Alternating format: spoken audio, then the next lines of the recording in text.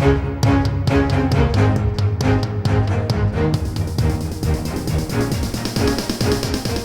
is the Washington Times front page for Monday, December 27th, 2021. Thanks for starting your week with us. I'm George Gerbo. With companies still dealing with supply chain issues and logistics snares, many companies are bringing jobs back to the U.S. from abroad. Dave Boyer reports the reshoring of jobs to the U.S. is expected to reach more than 200,000 this year, higher than the previous peak of 180,000 in 2017. Those numbers are according to the Reshoring Initiative. That's benefited states such as Ohio, where at least 37 companies have announced the reshoring of more than 12,000 jobs in the Buckeye State this year. Foreign direct investment in U.S. manufacturing reached a new record of $1.88 trillion in 2020, according to the National Association of Manufacturers. In 2005, that level was just shy of $500 billion. The association says it expects continued growth in that sector, partly due to more companies reevaluating their supply chain in the midst of current disruptions. Among the largest businesses returning U.S. jobs in the past decade are General Motors, Boeing, Toyota, Caterpillar, and Intel. More than a year into the COVID-19 vaccine drive, the nation is mourning another 400,000 lives lost to the disease and is grappling with another winter surge. Tom Howe reports President Biden won kudos for making the vaccines accessible in early 2021, and the effort did show promise by spring. But fortunes nosedived over the summer due to the Delta variant, which has now been upstaged by the new and faster-moving Omicron variant. A push to mandate vaccines is sparking a legal backlash, and Americans are closing out the year wondering why a Christmas-time push to make testing more available didn't come months sooner.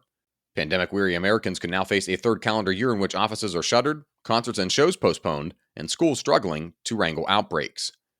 Speaking of the pandemic, efforts to get more Americans immunized got a boost from former President Trump. He's pushing back against vaccine skepticism, Joseph Clark reports, and in a rare truce, the White House is praising his remarks.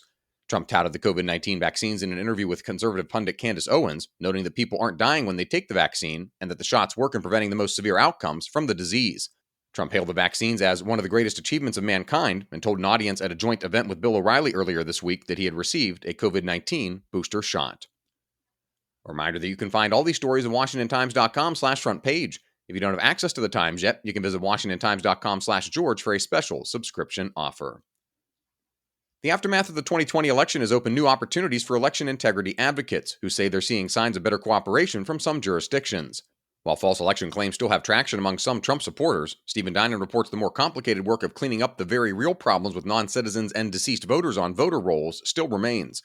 Voting rights activists say striking names from rolls means legitimate but infrequent voters will have a tougher time casting their ballots.